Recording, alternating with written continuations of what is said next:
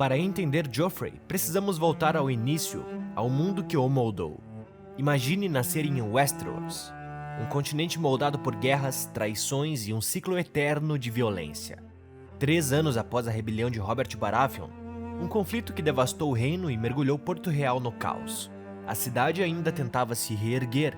As cicatrizes da guerra estavam em cada rua, na fome, no medo, na desconfiança. O povo da cidade, antes governados pelos Targaryen desde os tempos de Aegon, o Conquistador, agora se via sob o domínio da Casa Baratheon. Mas mesmo com o novo rei no trono, era a sombra dos Lannister que pairava sobre a capital.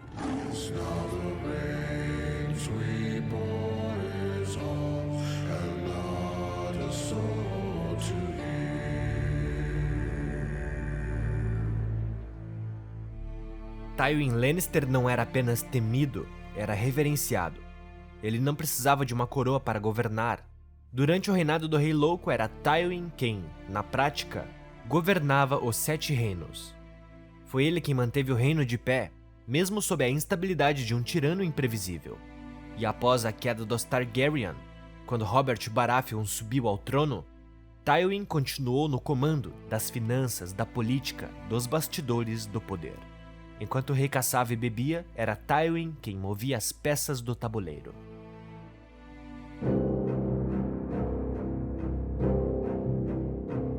Robert Baratheon sempre se sentiu desconfortável com Joffrey, porque mesmo em sua infância, ele já era cruel. Como se aprende o que é certo num mundo onde o errado é aplaudido? Joffrey não criou a crueldade, ele só a repetiu. Tentou ser como os homens que via, como o pai que admirava, mas foi punido. Não por ser cruel demais, mas por ser cruel do jeito errado. E ali ele entendeu, nem todo monstro é bem-vindo. Sua mãe era a única figura que lhe dava atenção, mas seu amor era egoísta. Ela via os filhos como extensões de si mesma. E Cersei acreditava que ser forte era ser cruel. Ela moldou Joffrey à sua imagem, não com paciência, mas com fogo e aço, com uma ideia distorcida de força, herdada de Tywin, mas sem a sabedoria dele. Robert Baratheon devia à casa Lannister mais do que podia pagar. Os Lannisters, embora ricos, eram vistos com desconfiança. Foi nesse cenário sombrio e instável que nasceu Joffrey Baratheon, no ano 286 depois da conquista. 3 anos após a rebelião de Robert. Mas o maior problema não foi a época em que ele nasceu, mas foi o modo como ele foi criado. Uma criança cercada por poder, riqueza e bajulação, mas que nunca aprendeu a enxergar o outro. Mas por quê? O que transforma uma criança em um monstro? No fundo, talvez Joffrey só quisesse ser visto, ser aprovado, ser amado. Mas será que é possível entender esse príncipe sombrio? Em As Crônicas de Gelo e Fogo nunca tivemos a chance de ler um capítulo pela perspectiva de Joffrey Baratheon, mas os livros de George R. R. Martin nos permitem vislumbrar o seu passado. Desde criança ele era diferente, não apenas mimado, não apenas difícil, mas instável e incontrolável. Um temperamento explosivo, herdado de sua mãe, mas sem a inteligência fria que fazia dela perigosa. Em seu lugar, impulsos sádicos, crueldade precoce e um completo desprezo pelo que é certo ou errado. Quando as coisas davam errado, e sempre davam, ele nunca assumia a culpa. Sempre encontrava alguém para punir, alguém para esmagar. Apesar da pose nobre, era imprudente, não por falta de inteligência, mas por acreditar que o mundo existia apenas para servi-lo. Fisicamente, ele carregava o sangue dourado dos Lannister, alto para sua idade, cabelos loiros encaracolados, olhos verde claros, traços bonitos. Vestia-se com os melhores tecidos, joias e mantos. Mas nem todas as joias de Westeros poderiam esconder o que ele era por dentro.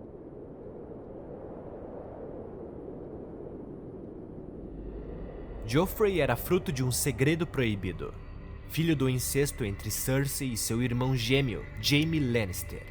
Mas o mundo não sabia.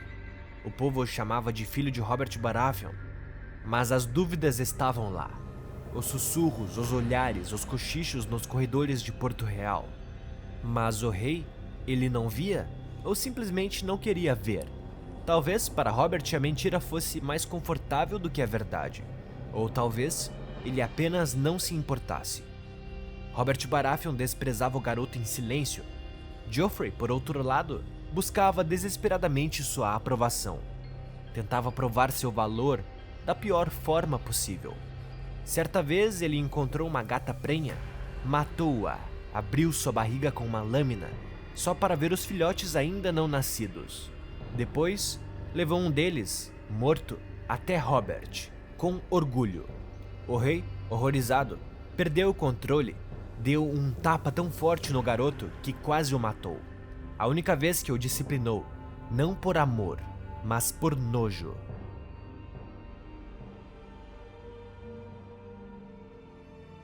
No primeiro livro da saga, A Guerra dos Tronos, Joffrey Baratheon embarca com sua família pela extensão da Estrada do Rei rumo ao norte. A missão é clara: nomear Eddard Stark como a nova mão do rei, após a misteriosa morte de Jon Arryn, uma figura paterna para Ned e Robert Baratheon. E é em Winterfell, entre os lobos gigantes, que o jovem Leão Dourado começa a jogar o seu próprio jogo. Ali, ele passa a cortejar a Sansa Stark, filha de Ned, bela, inocente e cega pela fantasia de contos de fadas. Mas Joffrey não é nenhum príncipe encantado. No pátio do castelo, Joffrey treina com Robb Stark, mas não há honra em seus golpes, só provocação, escárnio e arrogância. O jovem lobo percebe, mas Sansa ainda não. Na volta para Porto Real, o verdadeiro monstro começa a emergir. Durante uma tarde de cavalgada, Sansa sorri ao lado do príncipe. Para ela, aquele momento é um sonho. Para ele é apenas mais um dia entediante, regado a vinho de verão e desprezo pela vida alheia. Eles cruzam com Arya Stark e um garoto humilde, Mycah, o filho do açougueiro. Estão brincando com espadas de madeira, mas Joffrey vê ali uma oportunidade. Saca sua lâmina real e, bêbado, ordena que o plebeu lute com ele. Mycah recusa, assustado, mas o príncipe insiste. E então, corta o menino com sua espada, rindo enquanto o sangue dele escorre. Um ferimento sem honra, sem sentido, apenas prazer. Arya, desesperada, ataca Joffrey com um bastão e o derruba. Nymeria, a loba de Arya, entra em ação e morde o príncipe. Humilhado, Joffrey vê sua espada, Dente de Leão, ser lançada nas águas do rio, e o orgulho afundar com ela. Ferido no corpo e no ego, Joffrey mente descaradamente. Acusa Arya, Mycah e Nymeria de tentativa de assassinato. E o preço da mentira é pago com sangue. Sandor Clegane, sob ordens do príncipe, caça Mycah como um animal. E o garoto acaba morto. The butcher's boy. You rode him down. He ran. Not very fast. Nymeria consegue fugir, mas Lady, a loba de Sansa, que nada teve a ver com o ocorrido, é sacrificada a mando da rainha Cersei. Eddard Stark, com sua honra inabalável, exige ser ele mesmo a executar a criatura, para que o lobo morra com dignidade. Mas a justiça já estava morta naquele reino. Ali nasce o ódio de Arya. Até Renly Baratheon, o próprio tio, ri do príncipe ferido por uma menina, mas ninguém mais ousa rir, porque Joffrey está crescendo, e o trono logo será seu.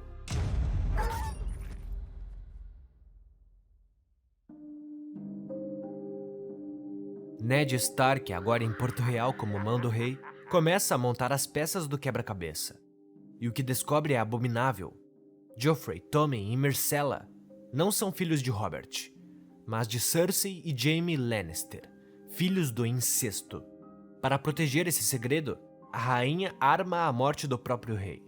Enquanto isso, Catelyn Stark, esposa de Ned, captura Tyrion Lannister, suspeitando que ele tenha mandado matar Bran Stark após sua queda. Essa faísca acende o pavio de um conflito entre as casas Stark e Lannister, que logo se tornaria uma guerra aberta. Robert morre e Cersei Lannister se move rapidamente. Convoca o pequeno conselho e exige a coroação imediata de Joffrey. Ned, com o testamento do rei em mãos, declara-se regente e protetor do reino até que o herdeiro legítimo, não Joffrey, possa governar. Cersei o encara e rasga o papel diante de todos. Ned revela a verdade. Joffrey é um bastardo de incesto, mas antes que consiga agir, é traído, cercado e preso por traição. I did warn you not to trust me. Em sua primeira sessão como rei, Joffrey já demonstra do que é feito. Dispensa Sir Barristan Selmy, um dos maiores cavaleiros vivos, em frente a toda a corte. Humilha o velho com um sorriso nos lábios e nomeia seu tio Jaime como novo senhor comandante da Guarda Real, o próprio homem que assassinou o rei louco pelas costas. Sansa implora de joelhos que ele poupe a vida de Ned. Chora, suplicando em nome do amor que acredita haver entre eles. E Joffrey promete misericórdia. Mas a misericórdia de um monstro é só uma promessa vazia. Diante de milhares no grande septo de Baelor, Ned Stark confessa crimes que não cometeu, acreditando que sua vida e a vida de suas filhas será poupada. Mas Joffrey quebra sua promessa. Com frieza manda que o executem ali mesmo, com a sua própria espada, Gelo. So long as I am your king, treason shall never go unpunished.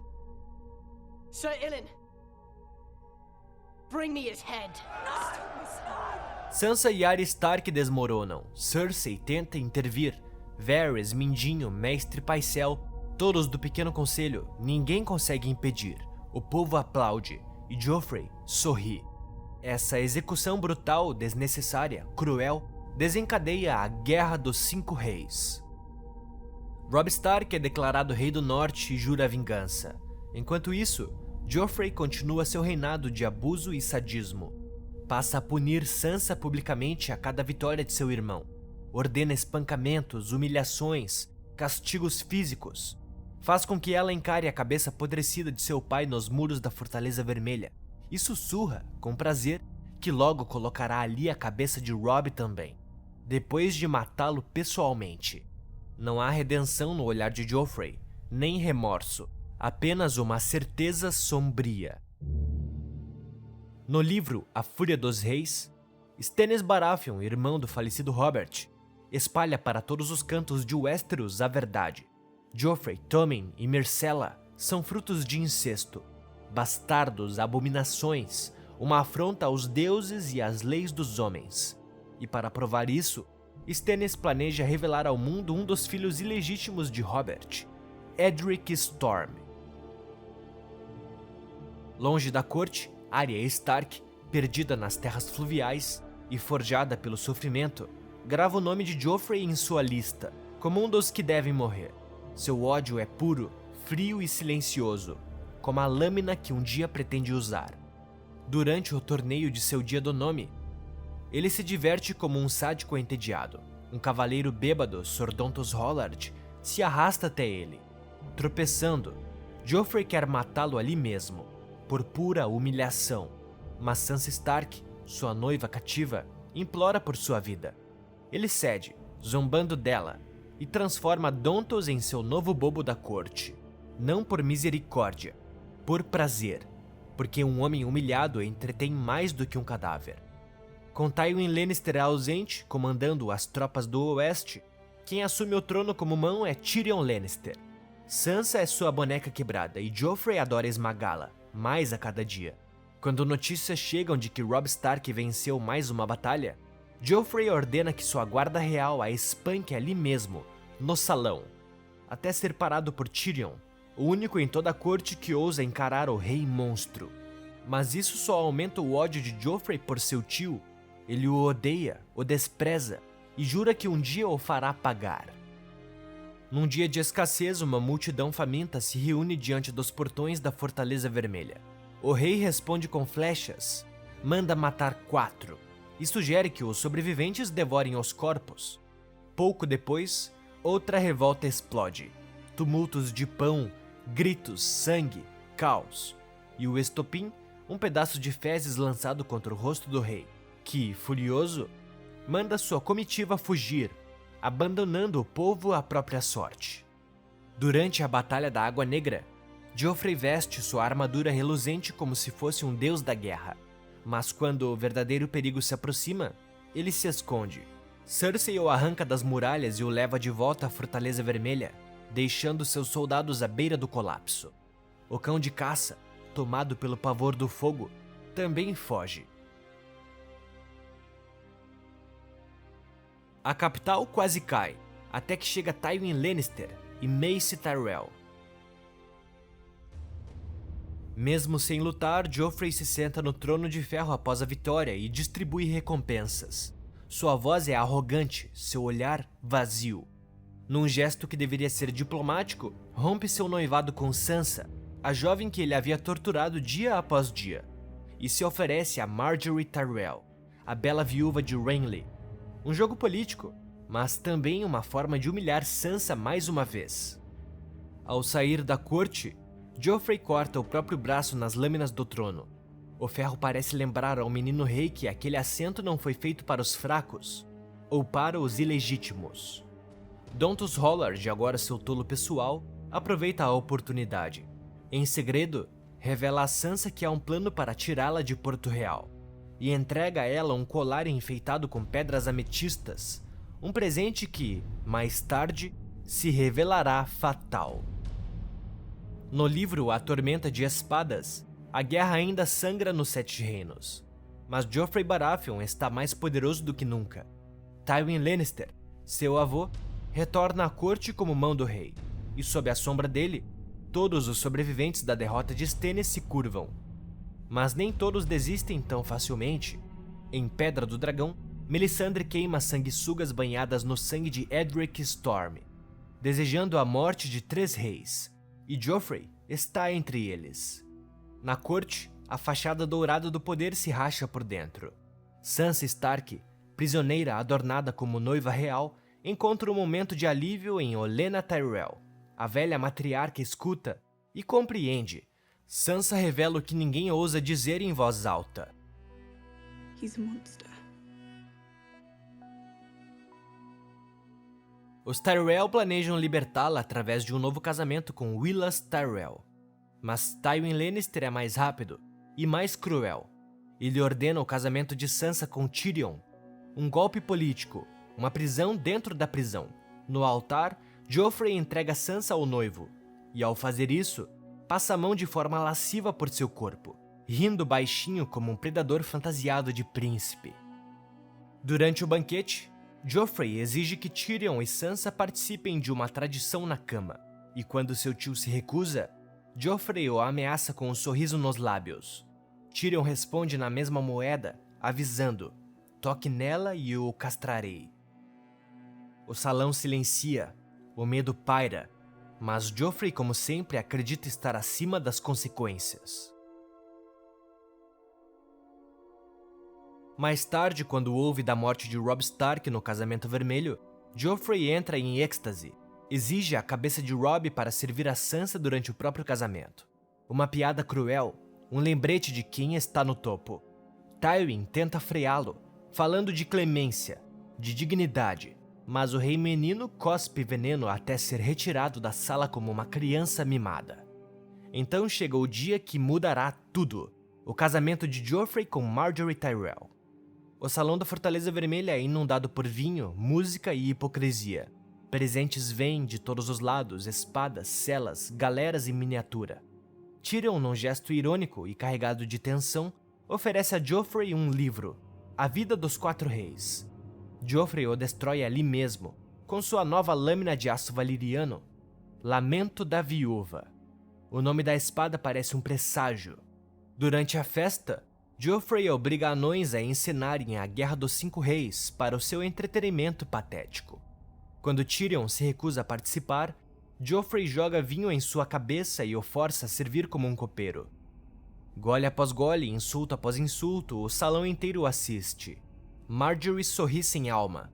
Cersei observa com orgulho. E então acontece. Joffrey começa a engasgar. Primeiro é um acesso de tosse, depois o horror. Ele agarra a garganta, os olhos saltando, a pele ficando púrpura. O veneno rasga a sua garganta enquanto sangue e espuma escorrem dos lábios. Joffrey cai. Mãos esticadas, olhos implorando, encarando Tyrion como se pudesse culpá-lo com o último suspiro. E então, o rei está morto. O caos explode. Cersei grita, acusa Tyrion e Sansa, enquanto a corte treme de medo. Sordontos Hollard conduz Sansa pela escuridão, longe da Fortaleza Vermelha. A fuga termina na Baía da Água Negra, onde Peter Baelish os espera, sorridente e calculista.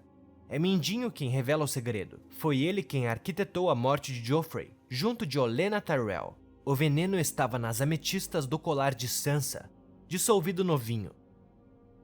O povo chama de casamento roxo, uma piada cruel com o tom de pele que Joffrey exibiu enquanto morria. No final, o rei é enterrado com sua armadura dourada no grande septo de Baelor. Mas não há paz, apenas silêncio e vergonha. Jaime Lannister recusa-se a chamá-lo de filho e Cersei, tomada pela fúria, jura vingança. Tyrion é acusado, condenado, mas antes que a justiça dos homens o mate, ele escapa. E no rastro de sua fuga, ele faz o que ninguém ousou tentar fazer. Mata Tywin Lannister. O menino que se achava um deus terminou asfixiado pelo próprio veneno e esquecido sob o peso da própria maldade. Joffrey Baratheon morreu como viveu, rodeado de poder, mas completamente sozinho, engasgado não só com o veneno, mas com tudo aquilo que o formou. O medo, a mentira, a falta de amor. Ele não nasceu um tirano, ele foi educado para se tornar um, criado por uma mãe obcecada por controle, sem figuras paternas verdadeiras, sem afeto real, apenas bajuladores e inimigos por todos os lados. Joffrey foi ensinado que compaixão era fraqueza e que o trono era um direito, não uma responsabilidade, e ele acreditou.